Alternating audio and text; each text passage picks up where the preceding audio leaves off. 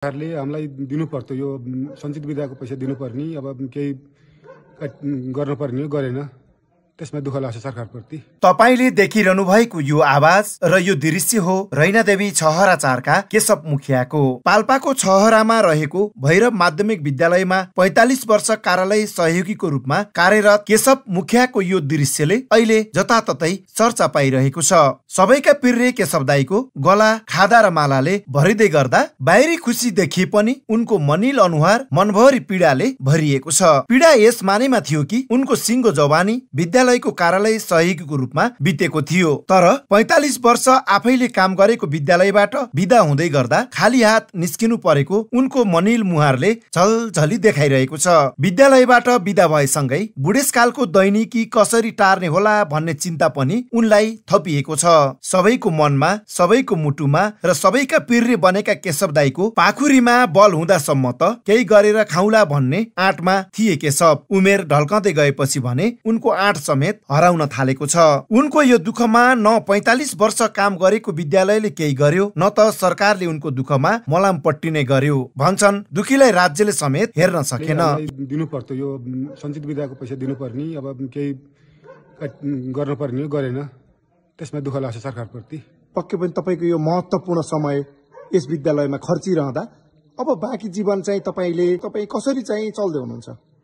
खै त्यसैमा दुखी छु। अब बुढेसकालमा कसरी गरौँ के गरौँ भन्ने छ। यही भैरव माध्यमिक विद्यालयमा विद्यालयका पूर्व विद्यार्थीहरूको संगठन छ। कार्यालय सहयोगीको रूपमा ठूलो योगदान दिएका केशव दाईको विदाईमा पूर्व विद्यार्थी संगठन समेत मुख दर्शक बन्यो। जीवनका 45 वर्ष 8 महिना उनले यही विद्यालयमा सहयोगीको रूपमा बिताएका थिए। उनका अनुहार हरेक विद्यार्थी र शिक्षकको हृदयमा बसेको थियो र सबैले भन्थे केशव दाई। 45 वर्षको अवधिमा विद्यालयको प्रत्येक बिहान केशव दाईको उपस्थितिबाट सुरु हुन्थ्यो अनि साँझ परेपछि ढोका बन्द हुने काम पनि केशव दाईकै हातबाट हुन्थ्यो। घण्टी बजाउनेदेखि कक्षा कोठा सफा गर्ने सबै जिम्मेवारी उनीले नै सम्हालिरहेका थिए। तर 45 वर्षको सेवा पश्चात बिदाईको दिन हात खाली जाँदा केशव दाईको मन भने बाहिर हाँसे पनि भित्र रोइरहेको थियो। विद्यालयका विद्यार्थी, शिक्षक र विद्यालय व्यवस्थापन समितिको मायाको चिनो र फुलमालाले त सजाइयो, तर पेन्सन र उपदान भने पाउन नसक्दा केशव दाई दुखी मात्र छैनन्, जीवनभरको महत्त्वपूर्ण समय गुमाउँदाको पीडाबोध भएको सुनाउँछन्। यहाँ काम गर्न सुरु गरेदेखि अब कोही अरू इन्सपेक्टर बने, कोही अब कर्नेल बने, कोही जर्नल बने,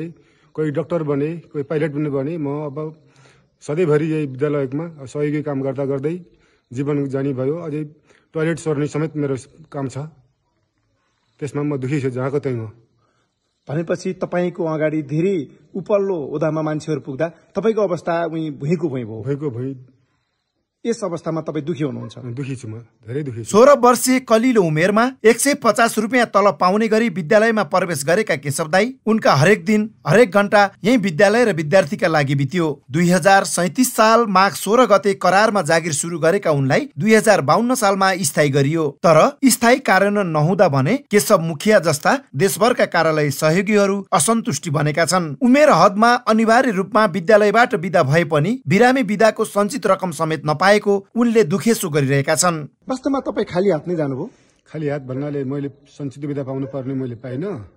विद्यालयले 50,000 पुरस्कार स्वरूप भनेर दिएछ, त्यही हो। केशव दाईको फुलमालाले सजिएको अनुहारमा मुस्कान त थियो, तर त्यो मुस्कान भित्र छिपेको पीडा अब कसले देख्ला? 4.5 दशकको केशव दाईको यो मेहनत प्रति जिम्मेवार निकाय मौन बनिरहेको छ। केशव दाईको बाँकी जीवनको शुभकामना छ। आफूले लामो समयसम्म काम गरेको विद्यालयलाई भुइँमा ढोगेर पनि बिदा हुनुभयो, यो अवस्थामा चाहिँ कस्तो हुँदो रहेछ केशव दाई? बडो नराम्रो लागेको थियो मलाई त्यो दिन। अझै पनि घरबाट जत्रै पनि स्कुल हेरिरहन्छु, मेरो घरैबाट देखिन्छ स्कुल, मैले हेरेको गर्छु। यो तपाईहरू जस्ता यसरी काम गर्ने कार्यालय सहयोगहरूलाई राज्यले के गरिदिए हुन्थ्यो जस्तो लाग्छ केशव दाई? पैसा स्वरूप अब दिने अथवा दिए पाएर अब घर बुढेसकालमा खान्थे होला भन्ने मेरो भन्नाले तपाईहरूको माग हो। जस्तै विद्यालयमा तपाईहरूको केही सहयोगहरू विद्यालयले उपलब्ध गराउनु पर्ने, त्यो चाहिँ गरायो कि गराएन तपाईँलाई? विद्यालयले हाम्रो सञ्चित विधाको अब विद्या दिन्छ कि भन्ने मैले आश गरेको थिएँ, त्यो विद्यालयले दिन सक्दैन भन्ने मैले सुन्न आयो। अब विद्यालयले त्यही पुरस्कार स्वरूप दियो अनि हेड सरले पालिकासित माग गर्नुभएको छ, उहाँ पनि मिल्दैन सकिन्न, हामीले जान्दैनौँ भनेर भन्छ पालिकाले पनि। भनेपछि तपाईँलाई अब खाली हात नै जानुभयो होइन यसको खाली हात नै